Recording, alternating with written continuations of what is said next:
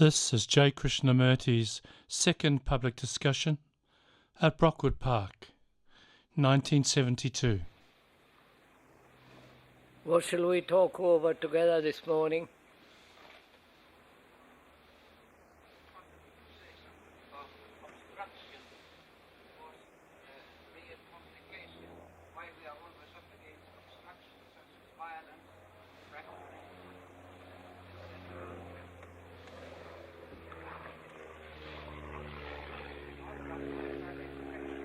About education.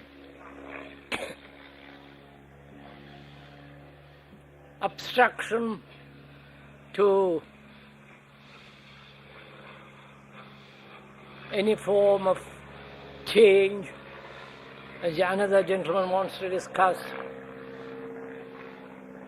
about education.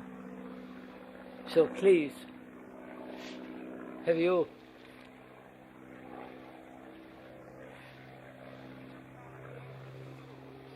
Bipan, like to discuss the end of thought?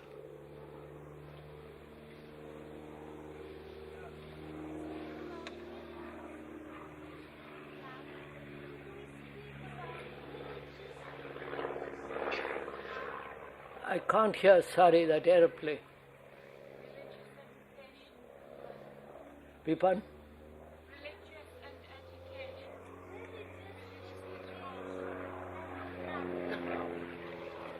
Religious education and love. Religious education and love. What were you going to suggest, sir?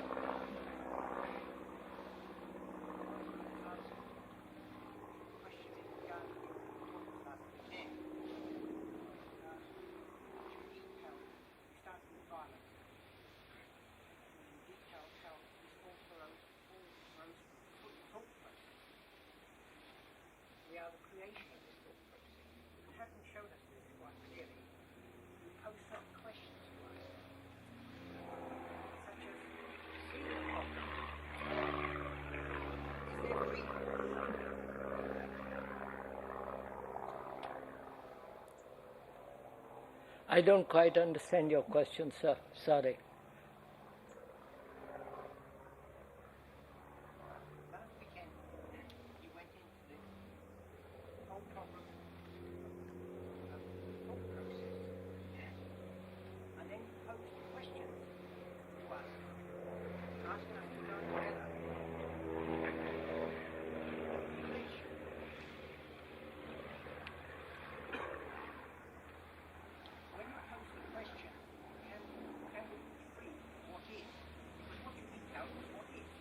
Yes. When you pose the question, one has to ask oneself, well, the question can only be asked if we are in confusion. So if we ask ourselves, we're asking the question from confusion, which has a motive, which is the thought process.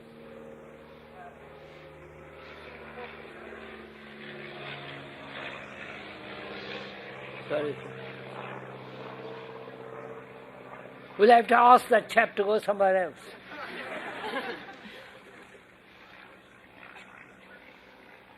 from this, you see, the very posing of a question is the moving away from what is, if I understood you rightly. And if one goes into this question, one asks, are questions necessary at all? If we have understood you rightly in the first place, will you have been... Quite right. Are questions at all necessary if we see things very clearly? Obviously not. So what shall we talk over together this morning? Education, ending of thought, why we ask questions at all. Beg your pardon?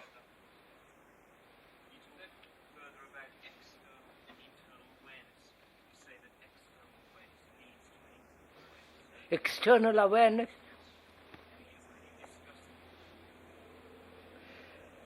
I thought we went into it fairly sufficiently the other day when we talked about awareness, didn't we? So what shall we talk? We talk about Responsibility? What? Responsibility. Self-responsibility. Responsibility. Why we can't understand you? Why can't? Why we can't understand you? Why can't we understand you? I think that's a good question, don't you?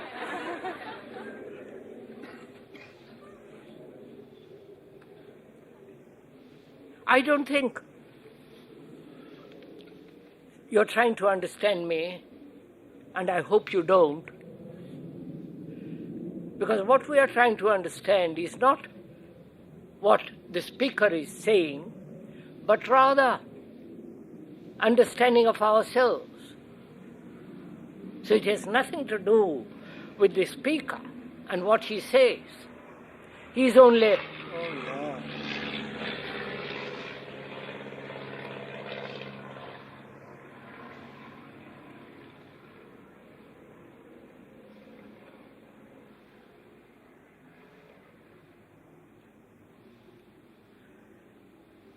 After all, he acts as only a mirror in which you are seeing yourself.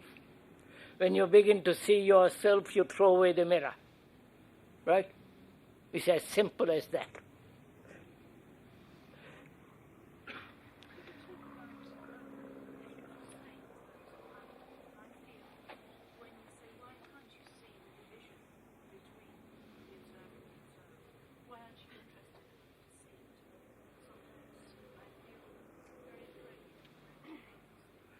I'm afraid I can't hear. Could we talk about what happens when we put the question, why aren't you sufficiently interested to see the division between the observer and the observed? A sort of state of painful. Right. So do you want to discuss that? Why is it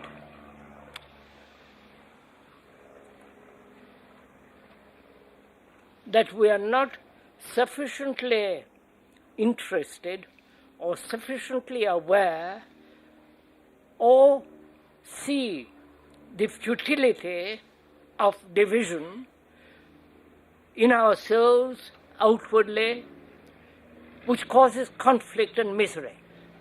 That's the question, isn't it? Shall we discuss that? I wonder what you want to discuss. Please, let's talk something over which is really a problem to each one of us. Ending of thought. Is that a problem to you? No.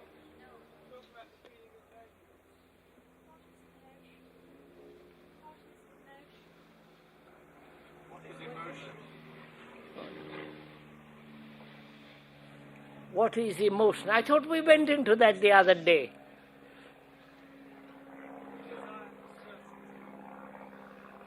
What, sir? Desire to be certain about anything. Can we be certain about anything?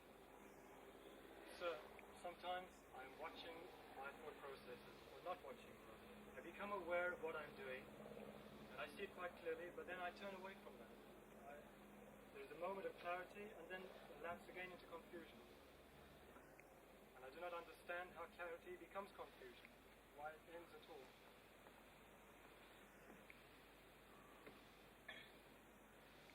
Well, sir, there are half a dozen things which do you want to discuss, talk over. Love, education, responsibility, ending of thought, all the machinery of thinking.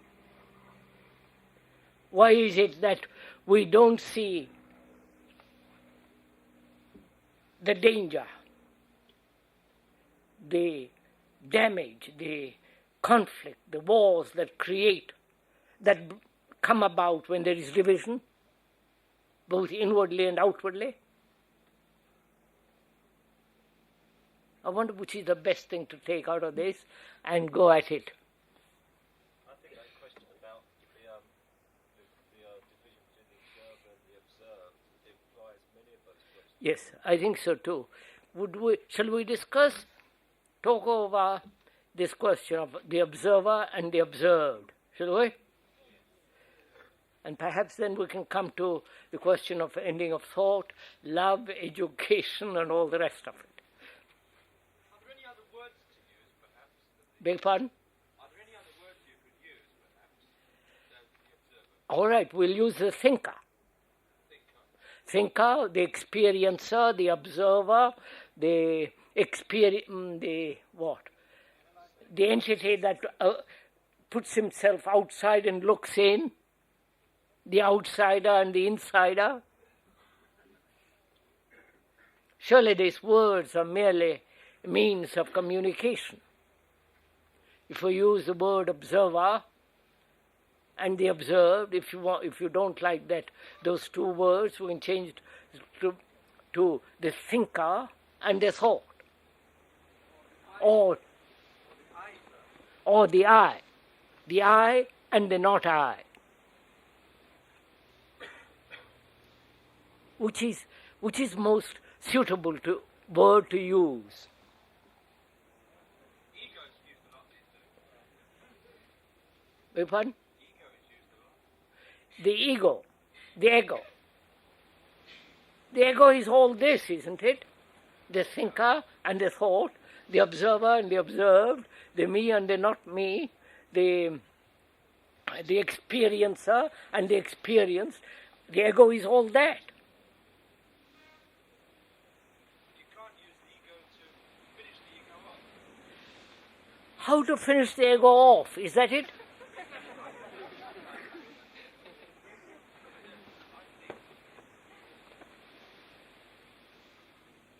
I think we'll begin with this too, the thinker, the experiencer, the experienced, the observer and the observed, the perceiver and the perceived. We'll stick to those two words, shall we? The perceiver and the perceived. Why is there this division between the perceiver and the perceived?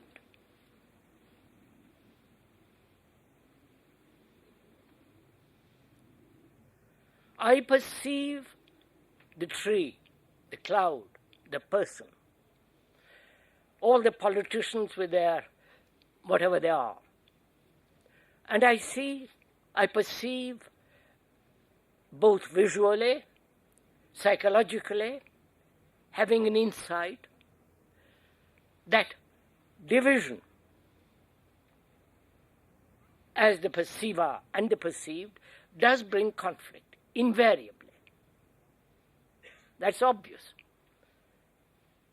The perceiver is a Muslim, a Christian, a communist, and he separates himself from the non-communist, non-Catholic, non-something else. And so between where there is division, there must be conflict, both outwardly and inwardly. That's clear. Right?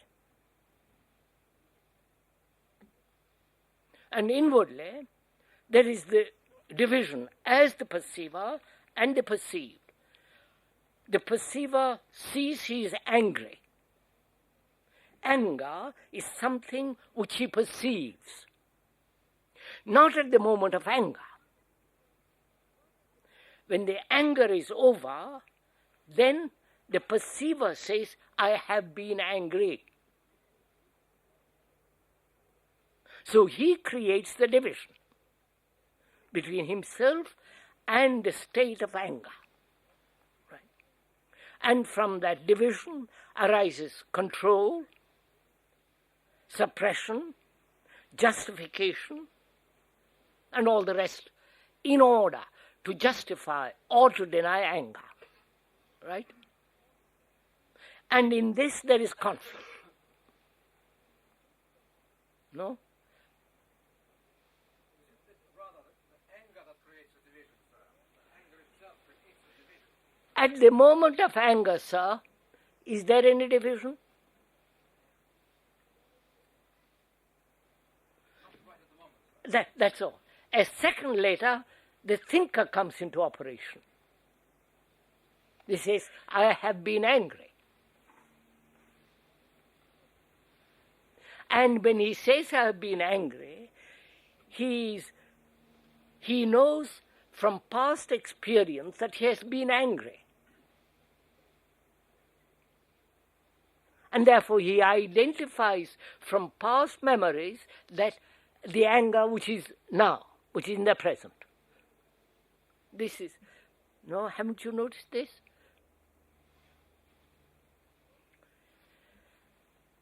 At the moment of jealousy, the intense feeling of jealousy, there is no separation, is there? Or at the moment of great happiness, you don't say, I have been happy. That in that state there is no division. It's only when a moment later or a second later, the division takes place. This is, right? Shall we go on from there? Now, why does this division take place? I am jealous. At the moment of jealousy, at that second, there is no division. At the moment of hate, at the moment of anger, at the moment of envy, there is no separation. A second later, separation takes place. Why? No, please, don't answer me. Find out for yourself why this separation takes place in each one of us.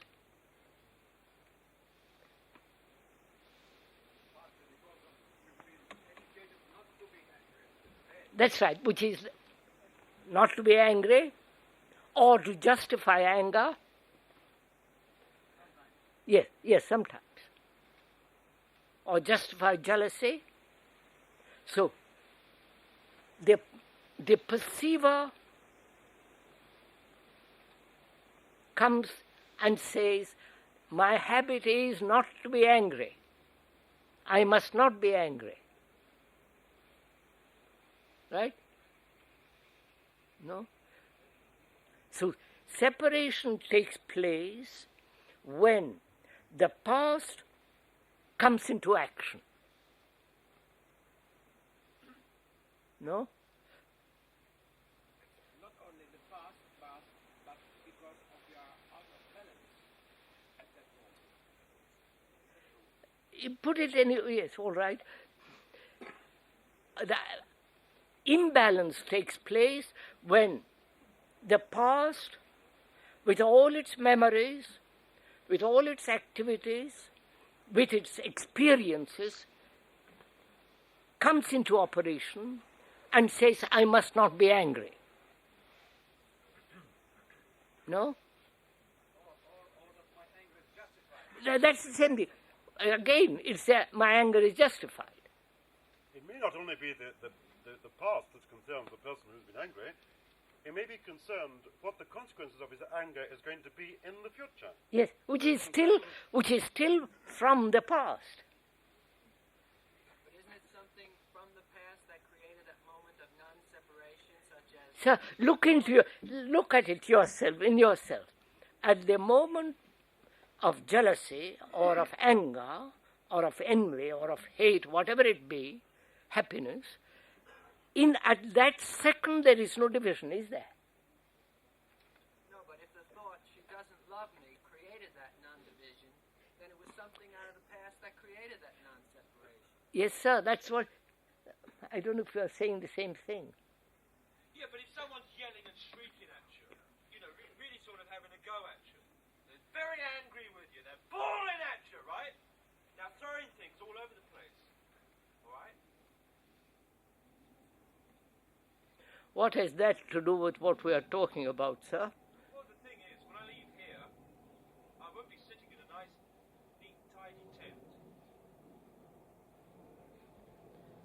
We are trying to find out, sir, aren't we, why there is this division in human beings and how does this division come about? Why there are so many fragments in us? Anger, jealousy, competition, contradictions. Those are all various fragments of which we are made up. And I'm asking, how do these fragments come into being?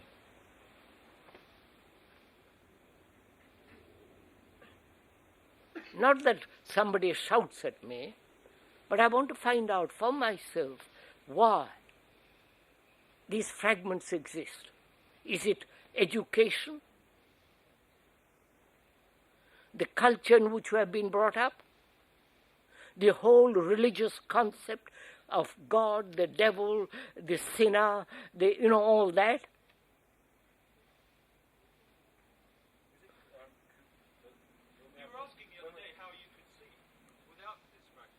What, sir? You were asking on Saturday how you could see without the strength. You're asking what? You were asking on Saturday how could one see without this fragmentation? That's right, sir. That's right. First of all, to find out how to observe, how to have a mind that is not fragmented so that it can look without fragmentation at the fragmentation as it takes place, right? That's what we are trying to find out.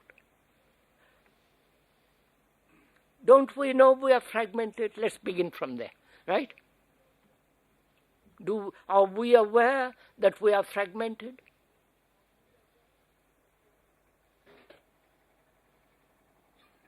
The family, the nation, the ideals, and what is,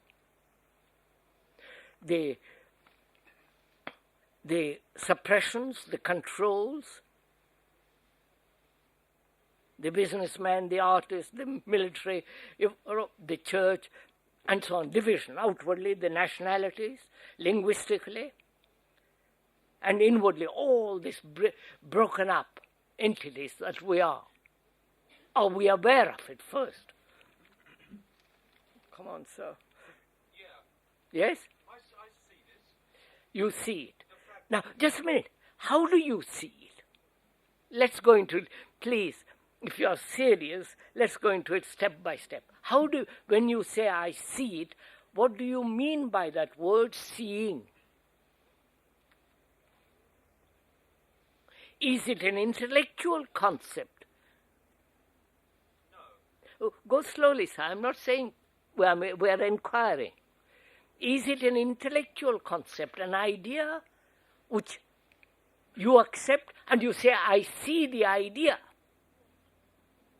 I see the concept.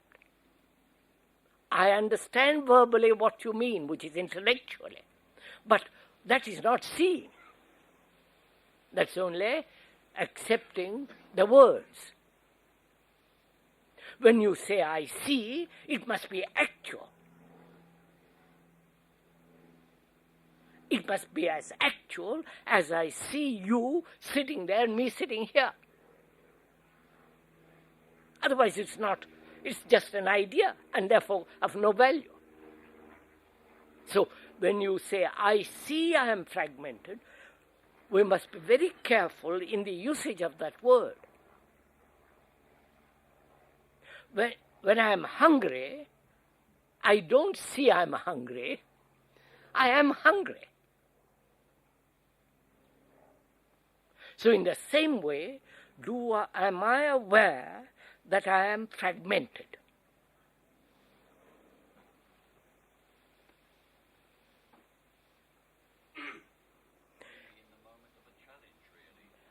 All right, only in the moment of a challenge. We are challenging. Now, if the challenge is strong enough, if the challenge is important enough, and if the challenge is urgent, a shock to you, then do you see it? Not as an idea, not as a concept, not as something somebody has told you, but actually you see it. The moment that you are seeing it, it does not exist. We'll come to it. Go step by step.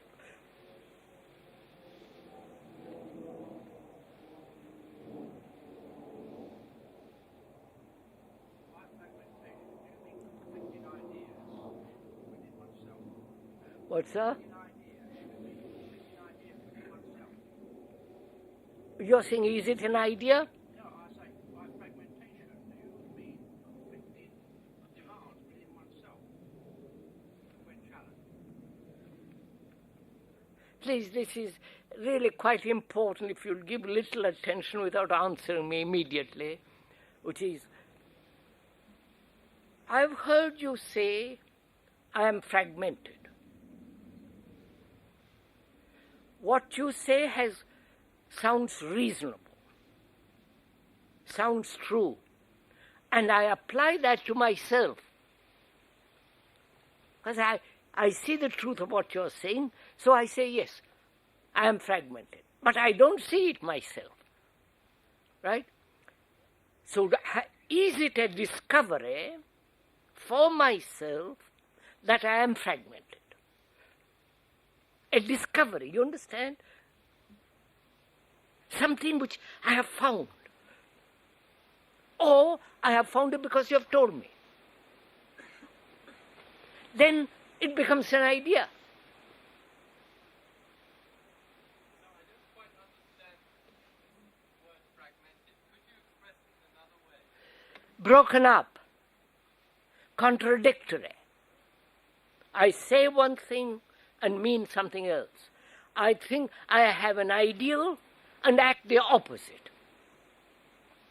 I say I must be peaceful and I'm boiling with violence. I say I must be charitable and I'm tight-fisted, whatever you like.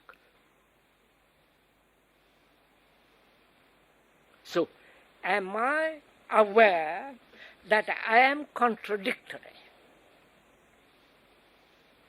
in myself? No, but you're aware of a kind of alienation in oneself, that's all. What's that? You're aware of an alienation, a pain inside oneself. Yes, that's the same thing.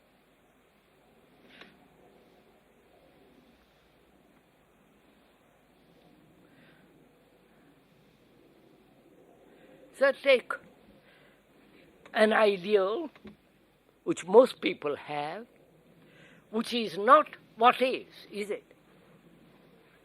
What is entirely different from the ideal, right?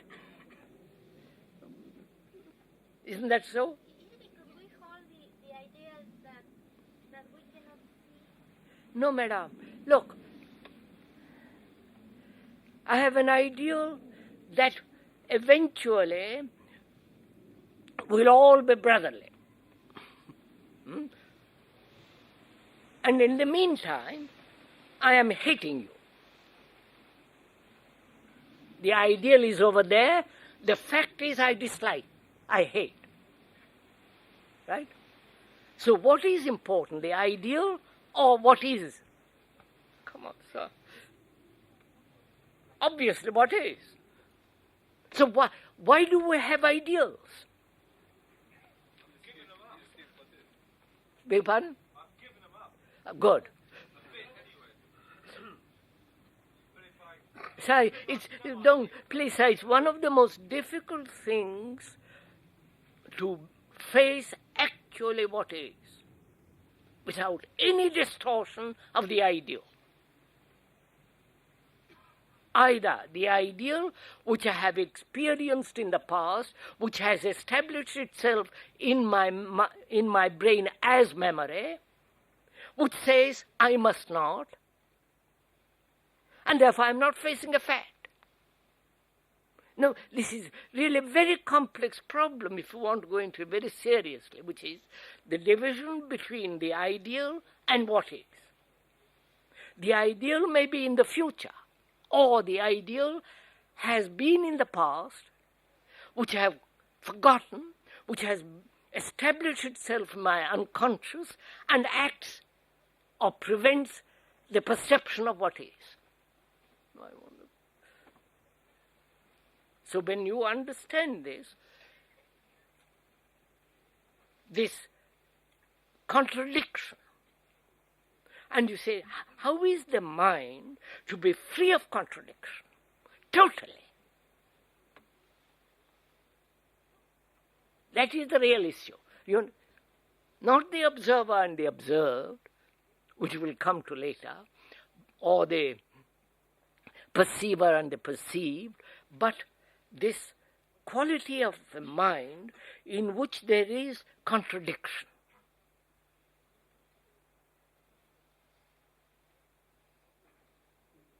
So I ask myself, why does contradiction exist?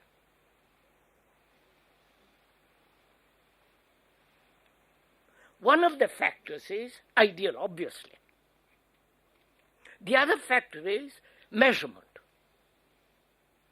If I'm experiencing pain, I say, well, I don't like this.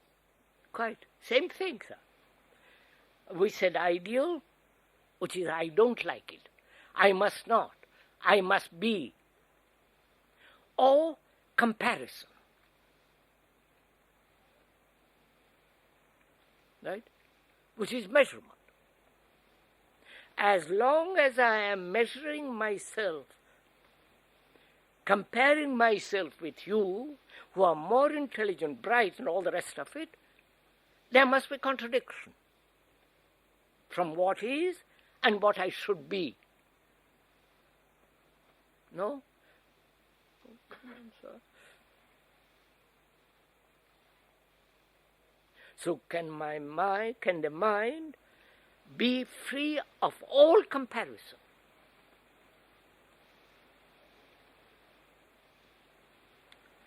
Isn't that an idea? What I'm in conflict, then I ask you, can't my mind be free? No, sir. No.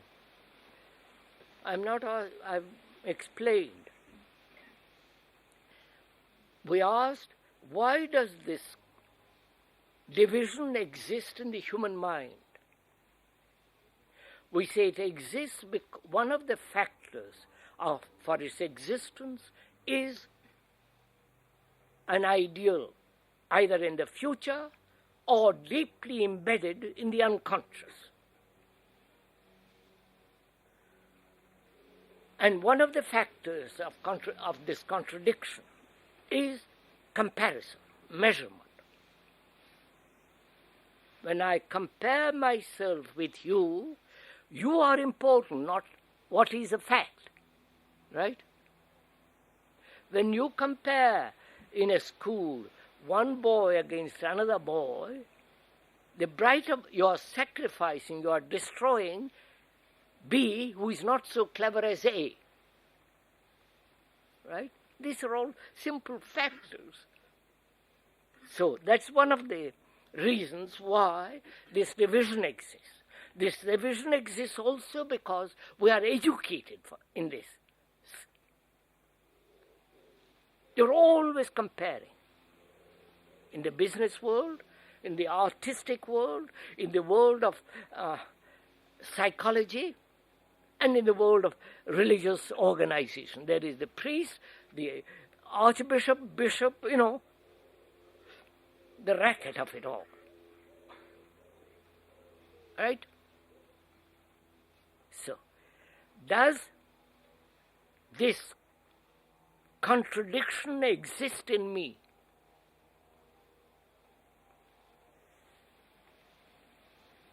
Because as long as there is contradiction, I am in conflict. Which contradiction means division. Division between the perceiver and the perceived.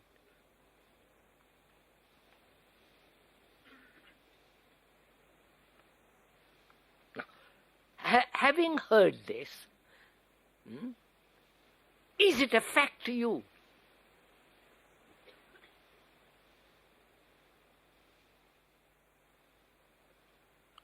Which means, can you put aside completely every form of ideal? both conscious ideals of which you are aware and the unconscious.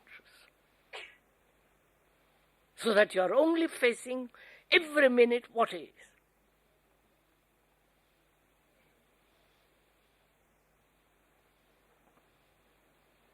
This is an extremely serious thing to do this. Because then you have no illusion. Then you are tremendously honest. Right? Because you admit only the fact. If I lie, I lie. You follow? If I am jealous, that is the fact. Not, rationalize it, condemn it, or justify it. So, when we see the fact, you have tremendous energy to go beyond it. I wonder if you see this, because I'm getting... But the problem is how we can see the fact. Yes, sir? You can't see the fact. No, because when you put the question, example, immediately my mind, the thought, it became immediately to can arrive to discover what are you saying. You understand me? Yeah, I understand, sir. And It's not what I am saying. As I said, sir, it is not important what the speaker is saying. What is important is to use the speaker to find out if what he is saying false or real, if what he is saying is actual, which is yourself, what is actually going on within you.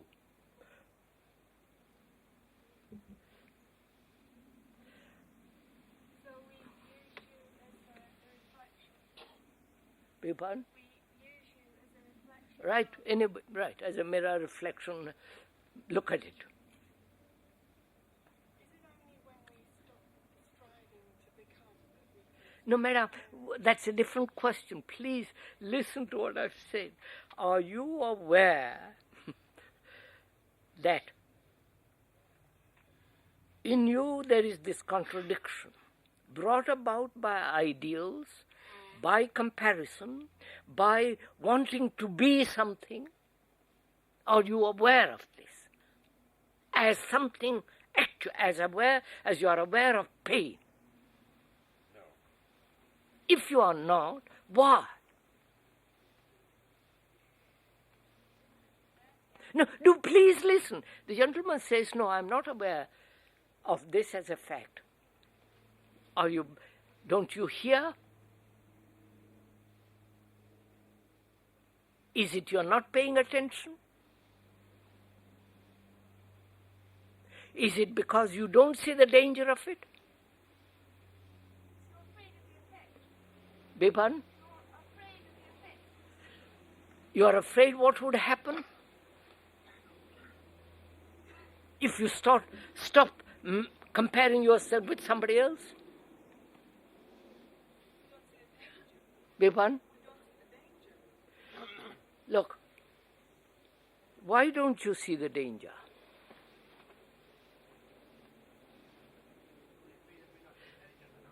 Huh? Now, you say, could it be we are dull? Now just look at it, sir. Just listen to this. How do you know you are dull? And how do you know you are dull? You only know you are dull because you are comparing yourself with somebody else. Wait. Therefore, say I am not dull. Don't say I am dull, only I don't understand, which is entirely different. When you say I am dull, you say it because you compare yourself with somebody who is clever, who is bright, who is intelligent. You say, my goodness, how dull I am. We are not talking of dullness. We are talking about a mind that says, I don't see the danger.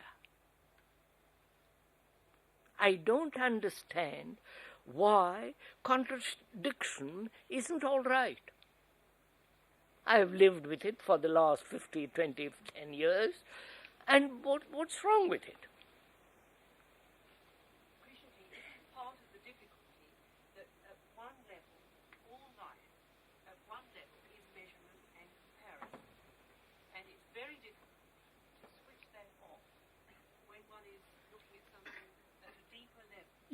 Now, good point. At one level, you say comparison, measurement is necessary, obviously. When I'm buying a house, I must compare. When I'm choosing between two cars, I have to compare. And so on. And this process of comparison is carried over psychologically at a deeper level. So the question is, why don't we carry this through? Why don't we see where it is necessary and there end it? Why carry it in further? You understand my question? Doesn't it help if we see that our psychological reactions, which constitute what is, are mechanical? No, sir. No. Now look, they are not mechanical. Just a minute, may I go on with this?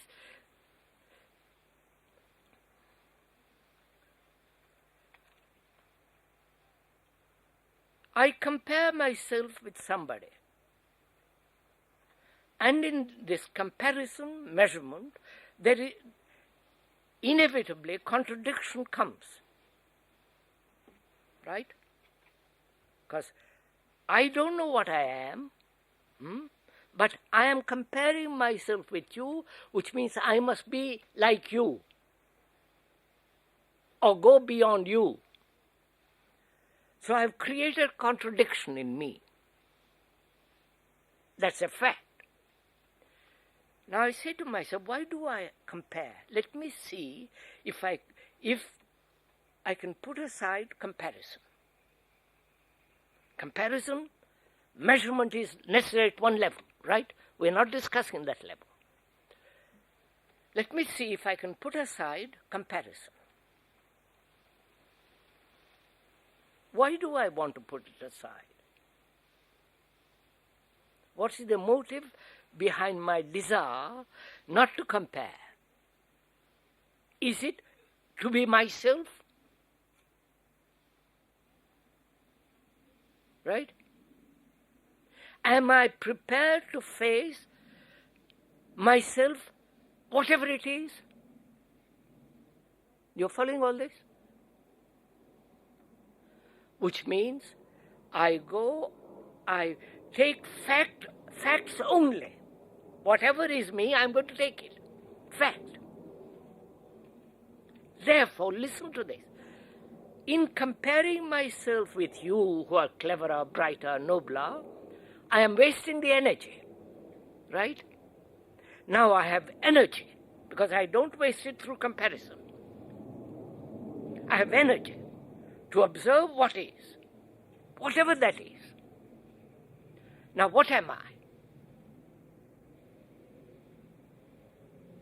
I am one of the habits which is comparison. I don't know if you see this. Do you see this? I have removed one habit, right, which is comparison. And I've also put aside ideal, conscious as well as unconscious. So I have energy now to face whatever it is, which is me. Are you following all this? Are we meeting with each other? Now I've got an... What's up? I'm not clear about the level you're speaking about, the material and the psychological. No, we've said that, sir.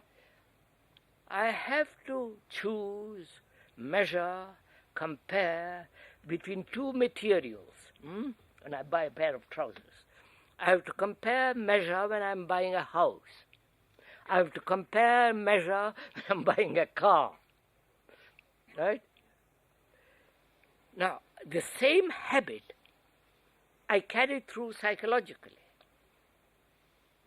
In the field of psychology, which is myself, I say I'm measuring myself with you who are bright. And I say to myself, why Why do I do this? Is this a habit? Is it a part of my education, part of the culture, the society I live in? If it is rubbish. I won't measure myself. I want to find out. Oh, come on, sir. Is that clear so far? So, I've got energy now. You understand, sir? I wasted that energy in comparing. I am going to find out, sir, what am I? If I don't compare myself with you, who are a saint, who are the chief executive, who are an archbishop or whatever it is, a saint, a guru or whatever. If I don't compare myself with you, what am I? I don't know, right? Isn't that a fact? I only knew myself in comparison with you, right? In comparing myself with you, I've said how dreadfully dull I am. Right? If I don't compare myself with you, am I dull? I don't know. Come on, sirs. Are you saying that if we go into comparison carefully, without comparison, we shall, in that method, get rid of one of the fragments of our fragmentation? That's right, sir. Be careful now. Are you going to get rid of fragments one by one? That will take a long time, won't it? I don't know. Right. You don't know. I've got many fragments. I'm jealous, envious, ambitious, greedy, violent, occasionally happy, suffering, believe in God or not believe in God. These are my various fragments. Am I going to put away one by one? That would take too long. Therefore, there must be a different way of looking at all this. It seems as if when we look, we see the habit of comparison. I say, I see that I'm comparing myself with another. Perhaps that comparison will come to an end, and I don't know what I am, and I look. But it seems that there is some difficulty in the act of looking. There is a distortion. That's right. At that moment, it seems as if one fragment of the mind is looking at the rest of the mind. That's right. But the fragment that looks is a loaded fragment. It senses, it has a feeling that that fragment is more important than the other fragment. Why does the mind give to one fragment greater importance than to the other fragments? You've understood? You understood my question, sir? No, my Lord. Are we traveling together or we're going somewhere else? I have given to one, mind has given to one fragment greater importance. It is the judge. Why? Why has that fragment assumed greater importance over other fragments, though it is also a fragment? You understand? Why? You're all so puzzled, aren't you? Gives oneself a sense of permanence. Which is what? You say that's... Go ahead, sir.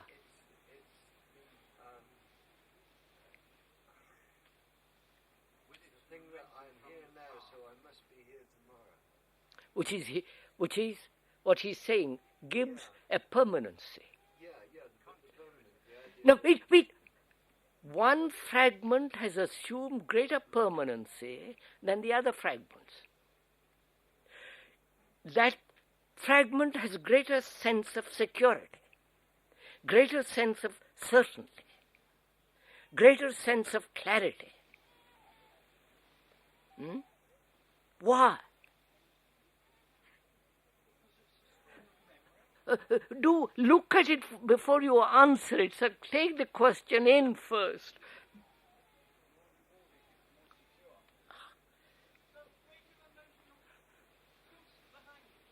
Beg pardon?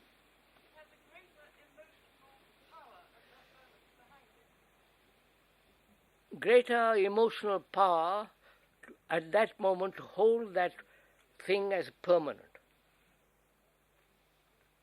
We always want to feel that the entity that looks is something, and not prepared to face the possibility that it's nothing. You're going to find out, sir. You're going to find out in a minute.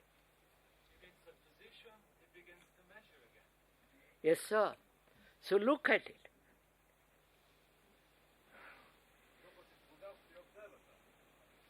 That's right, sir. You go,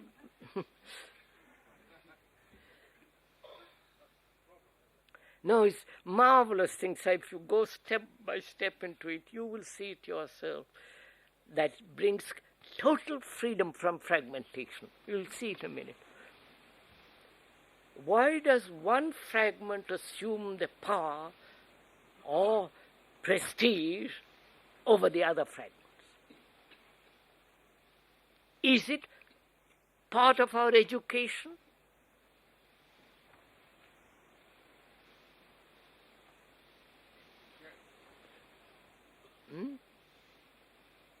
Because intellectually, we are terribly cultivated. To us, the intellect is extraordinarily important. And we say, oh, well, he's not so bright, you know. He's rather dull. But the man who is very bright, say, what extraordinary brain he's got. Have you noticed this? The intellectual capacity has been cultivated.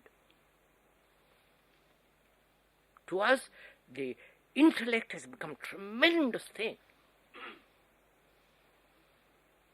And the intellect is different from emotion. The intellect has power to argue, to discuss, to create, to build. And the emotion becomes rather sentimental, vague, unreal. Therefore, words become extraordinarily important, which is part of the intellectual playthings. So is it, go step by step, is it that we are educated to give to one fragment the soul, you understand? The soul or the body, greater importance. We are educated in this.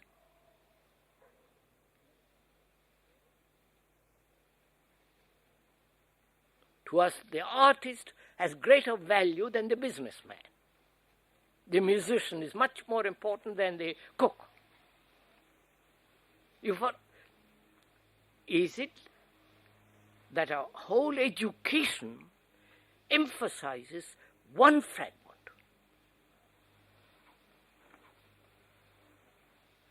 I think so that you talk about education as if it was something out there that was imposed upon us. Whereas I really feel that we are willing to be educated in this particular way. There's a kind of social contract among all the selves that this part of us will be preeminent. Yes, sir. So you're saying our education is not over there, here. It is here. Yes. And part of our education is to find out now how to learn to look at things differently.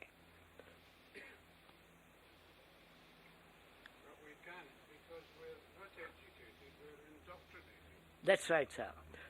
Perfectly right. We are indoctrinated by the church, by the society, by the culture we live in. And one of the indoctrination is that there is an entity which is far superior than the other fragments, which is will. Right? Man of character, man of will. He will stand up against anything. You follow? The hero.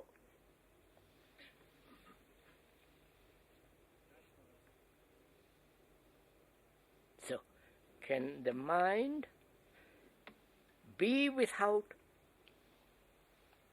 the perceiver, who is the superior entity, right? You understand this? Who is the past? Can the mind observe what is without the superior entity? The superior entity is the image which society has built. The establishment, right? So can the mind observe without the observer, the perceiver, which is the past? And if, when it is observing with the eyes of the past, then it's wasting energy. Therefore, it cannot face what is. You've got it? So, where there is no comparison, no ideal, no superior entity which guides, which dominates, which has will to say I will and I will not, which are all factors of division and therefore conflict, when you see this, as you feel pain, when you feel this intensely, everything drops.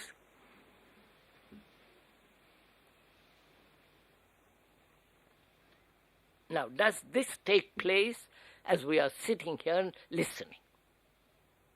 Or you are not completely paying attention. You're only half listening, and therefore half learning, and therefore not learning at all.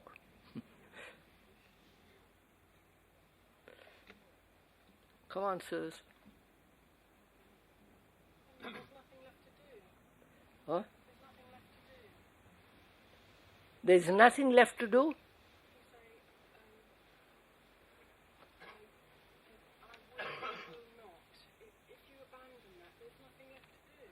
No, madam, I don't abandon it. I see the truth of all this. Therefore, when I see something as true, it goes, the false goes. It's so much more subtle, though, than the sort of description of will, which says I see or I don't see. Of course, it's much more subtle. What I want to ask you is it true to say that as long as there is any conception of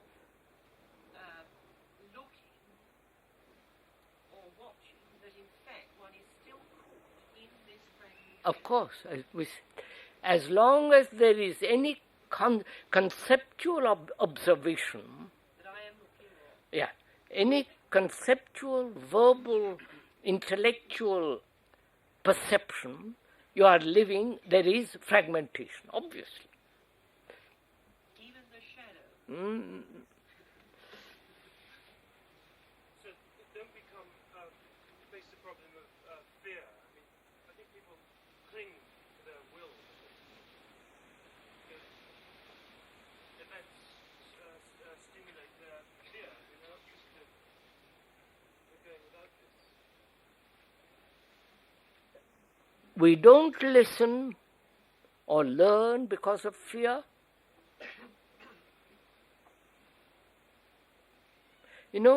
Why do we take so long to learn about something like this? Which is so clear, which is so simple, which gives you such tremendous practical way of life, and gives you tremendous energy. Why do we refuse all this? Because when I have to choose between two cars, then I'm used to that kind of thinking. But I'm saying, sir, that kind of thinking is all right at one level. But at other psychological level, it has no value at all. Why don't you learn that? Why do you keep on repeating it? Why don't you say, yes, let me learn. I don't know this. You say, I'm going to learn a new language, new way of looking. Let me learn. You don't do that. Isn't that a fragmentation, that separating? Of course, sir, that's what we say, it's fragmentation. What I mean is separating the material life and the... No, sir, I'm not separating. You see, it is not separation. The two must go together. I have to choose between two materials. I have to choose between two cars, between houses, between the kind of pen I will use. And also, at the same time, can the mind be free of comparison? The two moving together. In other words, what you're saying is at different times, at one time you compare, another time you do not. No, not one time you compare, other time you do not compare. Oh, Lord. Sir, please see, it's not a question of time. When you choose a tie, you compare, don't you? And when you see comparison breeds conflict within you and outside of you, what will you do? Keep them in watertight compartments? Or let both of them live together harmoniously? You got it?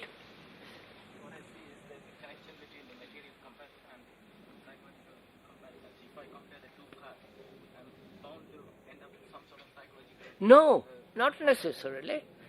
He says, when I compare two cars, I'm bound to be psychologically comparing.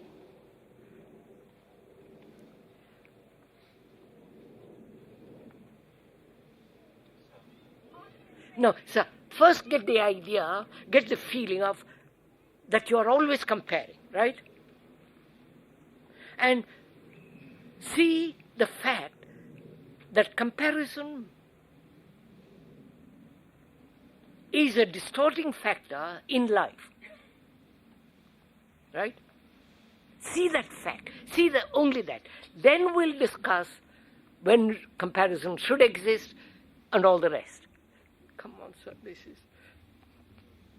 Rather like this searching for truth. It's a lot of nonsense, really. There's only learning.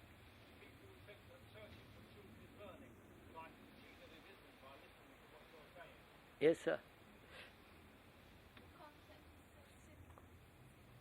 Beg your pardon?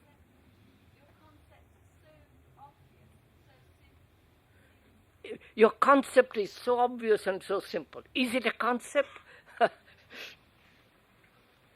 I have no concept. For God's sake, let's move away from that.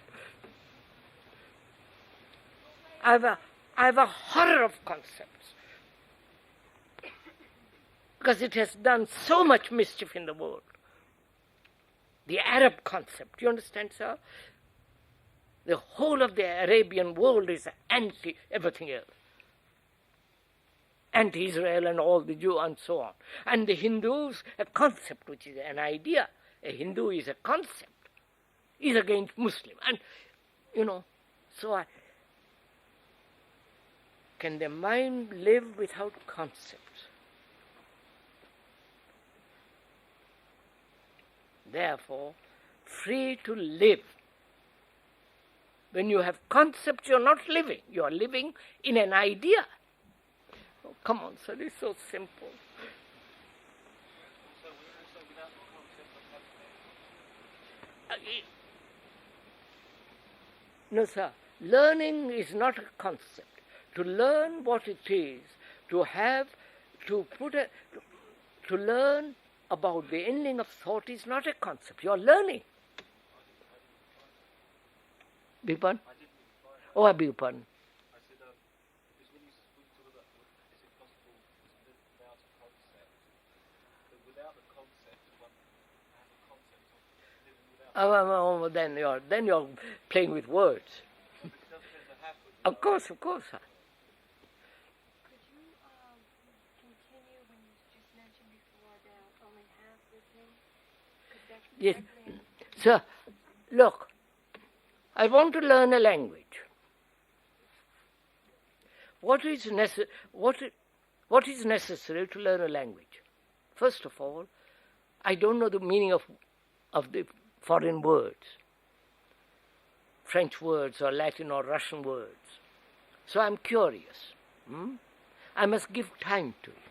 I must be patient. I must have the ear to listen to the sound as it is pronounced by the native of that language. I must listen. And I must look at the word printed in a page. Right? I must give attention to it. If I say, well, I'm tired today, I won't listen, but I must listen, there is a conflict, you understand? Whereas if you say, I want to listen, I want to find out, I want to learn, that requires attention, that requires passion, that requires energy. If you haven't got it, you say, well, I'm not interested. I don't want to learn. Why do you sit here then? Such a waste of time. And in learning, there is no sense of extension between the whole culture. That's right, sir. In learning, there is no extension of the me. I learn. How can you bring the me into it? So let's come back, which is, we began by asking why the human mind is fragmented.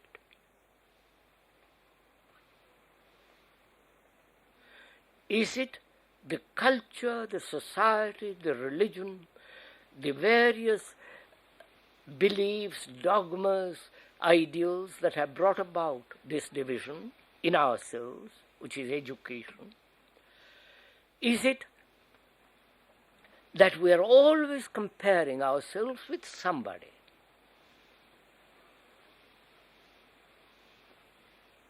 He has got a beautiful face. He's got a lovely sense of beauty.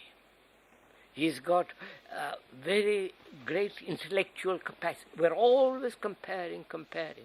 Therefore, we destroy ourselves and put the other on a pedestal, which brings about a fragmentation. Can the mind live without comparison? Just try it, sir. Learn about it. And not make it a formula. It's more frightening to live without ideals if you see the violence in yourself. If you see the violence in yourself, you're asking, can... It's frightening to live without ideals. Now, wait a minute. You see violence in yourself, and to have no ideal is very frightening. Then, which means the ideal is an escape from your violence. Right? Then you're not frightened. If you can escape from violence through an ideal, you're not frightened. So, ideals act as an escape from what is. What's that? That's vulnerable. Now, I want to find out, please listen to this. I want to find out whether I can face violence as it is, without any ideal. I want to learn.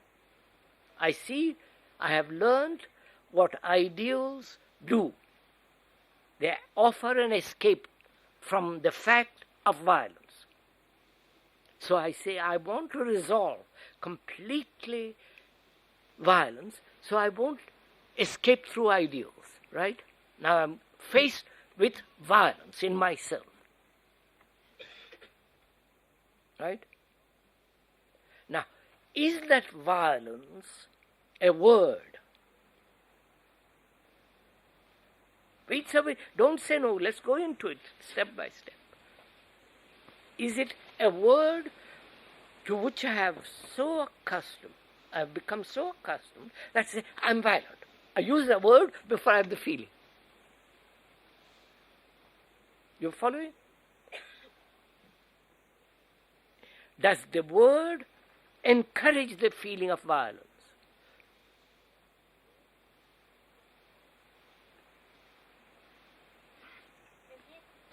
Look at it, please look at it. Why do I use that word violence? Because I've had that feeling before and have used that word, and that word is convenient to identify the past with the present. You following all this? So I am using the word as an identity, as a remembrance of an experience of violence which I've had, and so use that word now. So what takes place when I use the word and identify that present experience with the past, what takes place? I strengthen that violence. No? So can I observe that feeling without the word?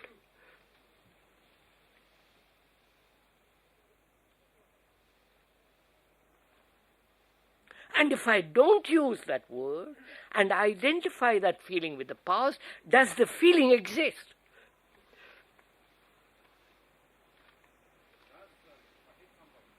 What, sir? I mean, no, please. You don't hit somebody. Just listen. I'm violent, angry. And I say I'm angry. And I'm learning. I say, why do I use that word, anger? Why do I use words all the time with regard to certain feelings? Why? Is it because I don't know what to do with the feeling? I don't know how to go beyond it.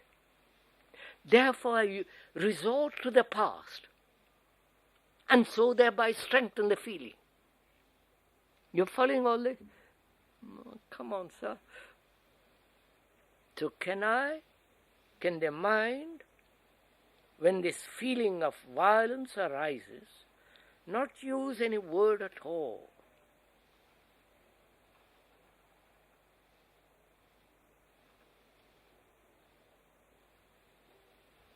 If I don't use the word, and if the past doesn't project itself on the present, does that feeling of violence exist at all?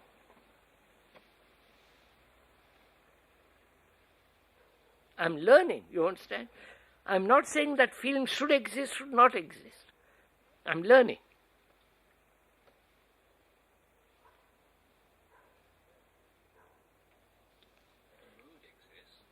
What's that? The mood exists because it's this we become aware of, but the label comes later. Yes, that's right, sir. So can you observe your violence without the label?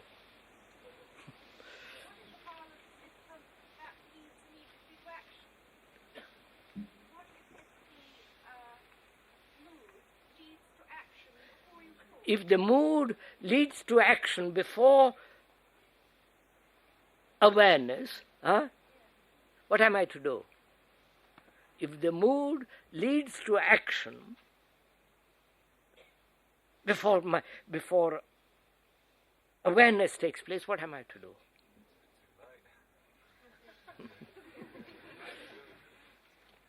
do? Why need you ask me?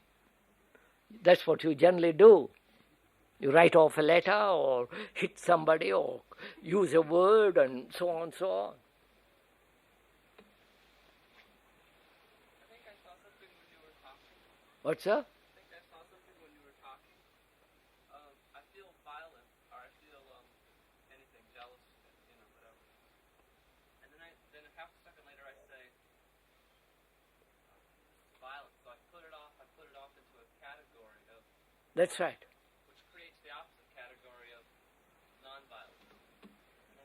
Categories in my mind have to necessarily But the idea of nonviolence is contradictory because it creates the idea of violence, and therefore... They're quite right, sir. Therefore, we're only saying freedom from violence, not becoming free from violence in order to be non-violent. Freedom from violence.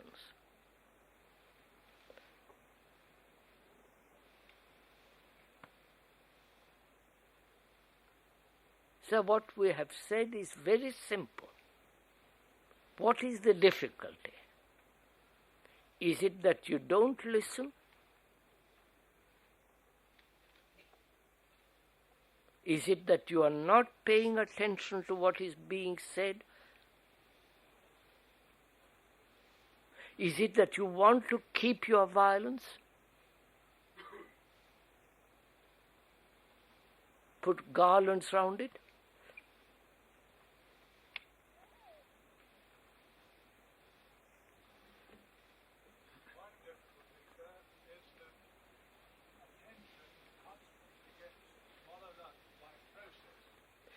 Attention, one of our difficulties is attention is devoured by a process.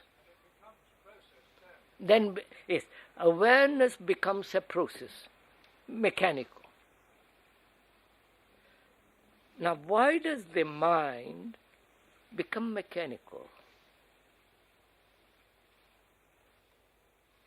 We have made our life mechanical, right? Sex, relationship, habit is mechanical.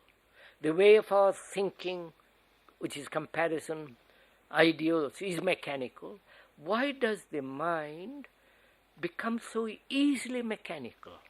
A process that goes on. Why?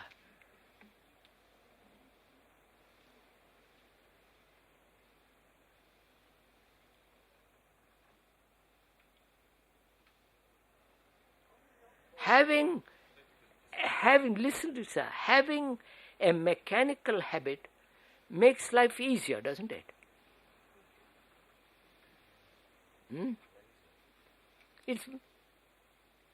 So our mind is seeking an easy way of living.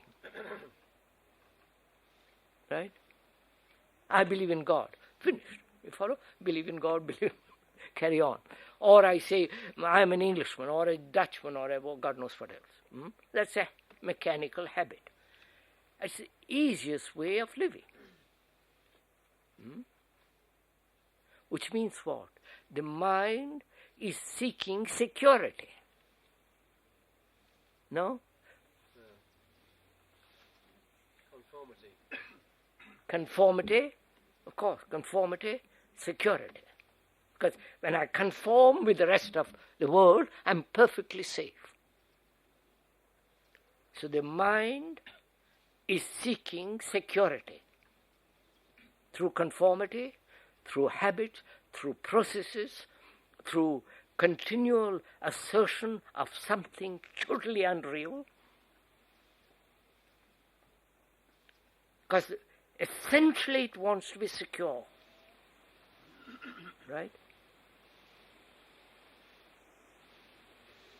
Isn't this related to what went just before?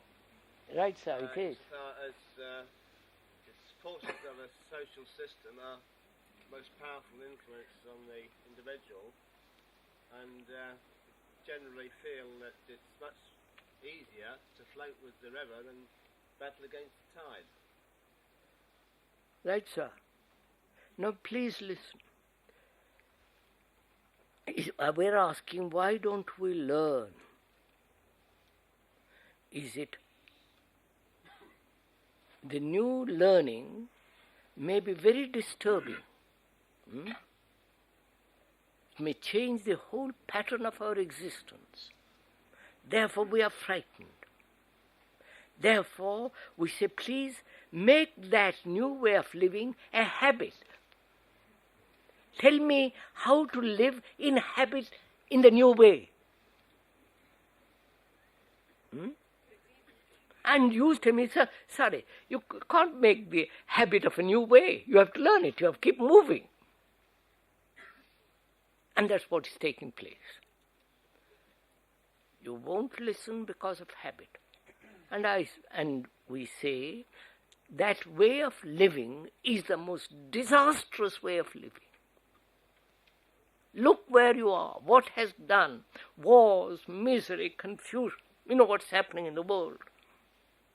And you say, it's all right, it's only happening in Munich, not here.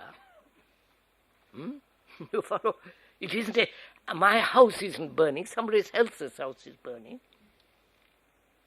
So you say, please leave me in my habits.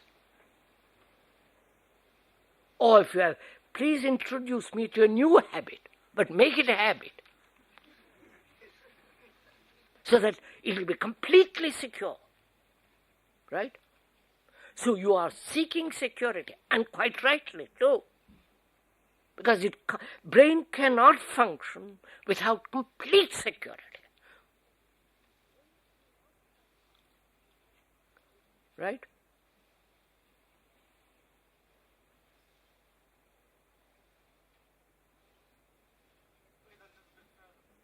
Biban?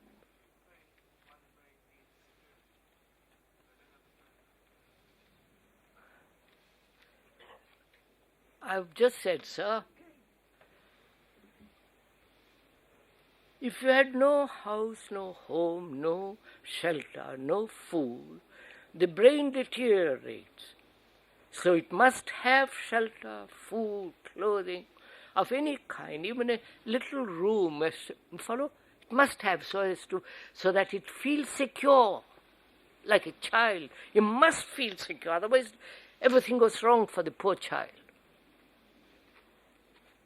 Broken families, all that takes place, and the child goes to pieces. So the brain must have security. But it has sought security in things that are not secure. It has sought security in God, which is an idea, is not a reality. In the name of God, probably Christians have killed more people than anybody else. Right?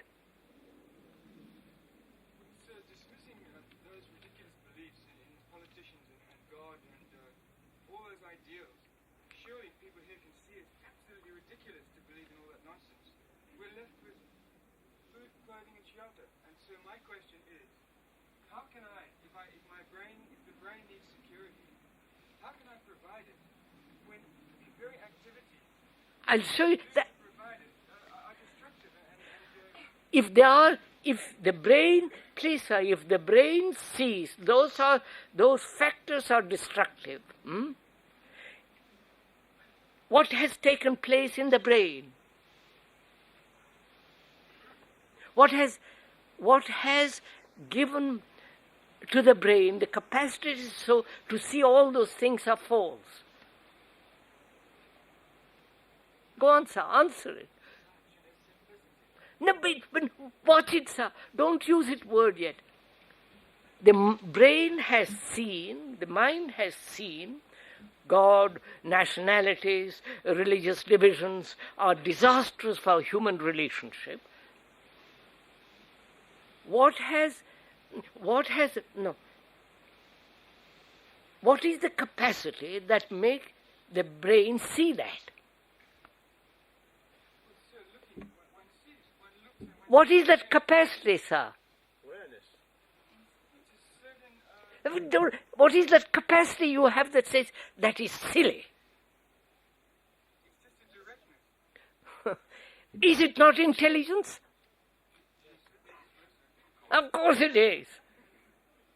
When you say stupid to be a nationalist, stupid to belong to any organized religion, it is your intelligence says that is stupid. Therefore, in intelligence is security. I mean, you're not listening. So intelligence also tells me that to be a businessman or to exploit people. No, it won't tell you. It won't tell you. If your intelligence says that is stupid, your intelligence also says We must have money. We must have better. You follow? Let intelligence operate, not your idea of intelligence.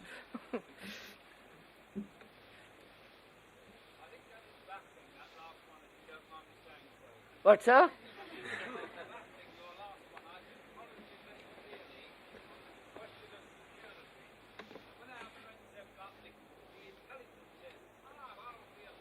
No, that's not. Is that intelligence? Now wait a minute, sir. Go into it. Is that intelligence? I'll be a better businessman. I will have more money. I will cheat. I will do everything. Is that intelligence? Why do you say it is the opposite? What tells you it? Sir, listen to it. What tells you it is the opposite? What makes you see it?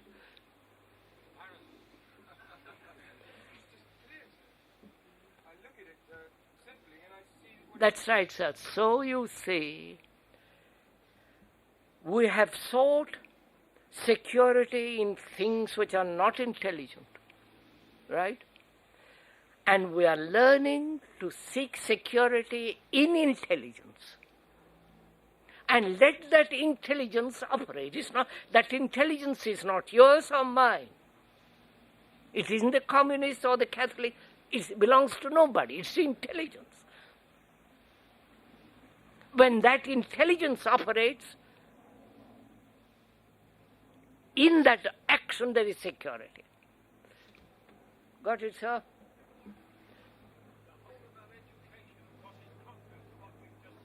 That's right, sir. That's just it. Yes, sir. What we have called intelligence, what we are taught to look upon intelligence is unintelligent. Yes, sir. What we have slung as being no avail is the real intelligence. That's right, sir. So we're standing on our heads. I know, we have been standing on our head. Now we are standing on our feet. It's like when you think things for yourself, understand for yourself, especially when you're young, people say you're being selfish. No. What were you going to say, sir? One question that worries me, if we come here and listen to you sincerely, lecture after lecture, but go away and can't put this into practice, what's wrong? Sir, I'll tell you what's wrong. Don't put anything into practice. Moment you put it into practice, it becomes mechanical. But if you see the facts of it, you understand? If you see the truth of it, it acts. Well, that's what I mean. We don't see it. Otherwise... That's right, sir. Why don't you see it? Is it that you are not listening properly? Is it that you are frightened? Is it that you have not enough energy to listen? Is it that you don't see the world and everything collapsing, burning? You follow? You don't see it, you don't feel it, it's not in your blood. We might be just too far gone. Yes, we might be too far gone. Our brains have gone to pieces. That might be true. So I don't know about other people here, but I'm not too far gone. I can see that clearly. The world is collapsing. There's terrible destruction, and people are fighting with each other in various ways. And I ask myself, where do I come into this? How do I fit in? I obviously can't just provide for myself. It's meaningless for me to just provide for my... No, sir, just listen to this. Just listen to it. The world is fighting, right? Killing each other. There are the Catholics, Protestants, Communists, Hindus, Muslims, you follow? The appalling things are going on. My guru is better than your guru, right? All that kind of thing is going on. What is my relationship to all that? Right? I see all that is most destructive. which is my intelligence says it is destructive. Now, what is that intelligence to do, and what is its relationship to all that is taking place? Right? What is the relationship? Be careful, look at it carefully, sir. What is the relationship of that intelligence to a world that is which is insane? No, wait, no relationship. Right? How can sanity have relationship with insanity? No, you can't. Therefore, what will you do?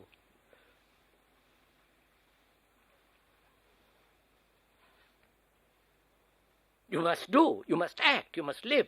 What will you do? What will that intelligence do? But do what? Put your, see it, sir.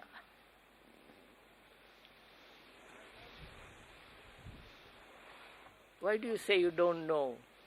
Because I find myself here in tent examining this question, and my whole being is fixed on this question of what will I do? I see clearly the destruction. I understand. What will you do? I'll show you, sir. Go into it. Take time. Look at it. What will you do? You say intelligence is sanity. They are living unintelligently, therefore insanely. And you say sanity has no relationship with insanity. Right? Then what will sanity do?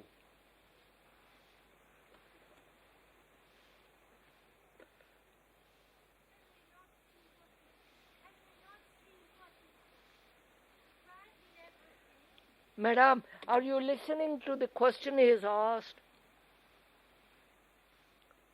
The question he has asked is, what am I, who I have seen the unintelligent world as it is, the insanity that's going on. Intelligence says, oh, I'm finished with that. I have no relationship with that. Madam, he has asked that question. And we're asking, what is that intelligence to do? But because it must act. You can't say, there's tremendous intelligence. It must act.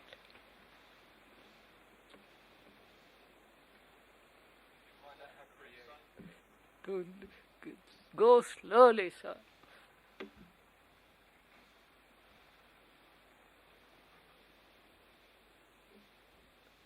Are you acting or intelligence is acting?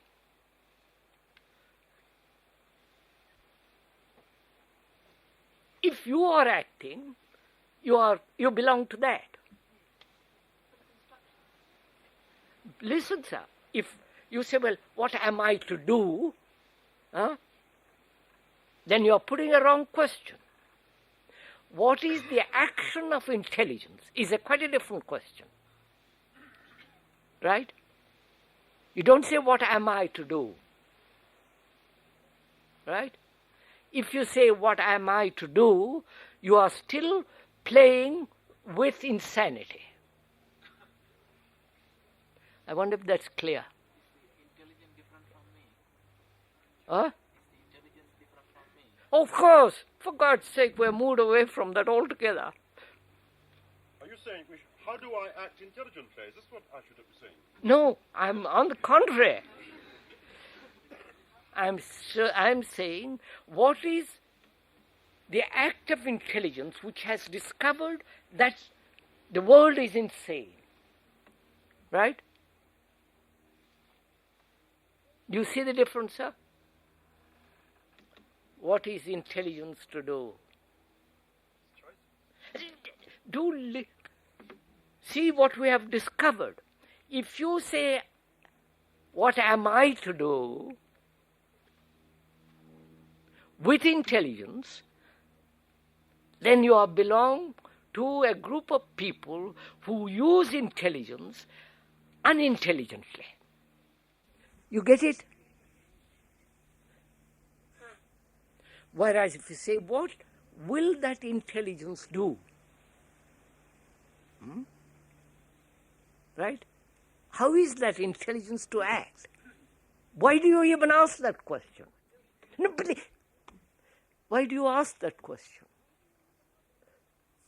Because you are not sure of your intelligence. Just don't look at it. You're not sure of that intelligence. If there is that intelligence, it will act. But if you're not sure of that intelligence, then you ask the question, how will that intelligence act? In other words, we're so egotistical, we think this intelligence cannot act without us. Yes, that's right, sir. That's right, sir. You got it, sir? So, look what happens. There is quite right, sir. There is the responsibility of intelligence. Intelligence is responsible to act. Intelligence has the responsibility of action. Right? When I say I have the responsibility to use action, then I'm going to use intelligence in my corrupt way. Whereas intelligence operating has its own action. Now, have you that intelligence? Is there that intelligence operating in you? Clear. You follow? Not uncertain, not saying, well, I'm not quite sure, I don't know if I've got it, I'm a bit hot under the collar, but I'm not sure. Which means you don't follow anybody. No guru, no authority, no system. You follow, sir? All that's involved in that intelligence. When there is that intelligence, there is sanity, right? Then a sane mind will act sanely. You don't have to ask, what am I to do? Got it? Right.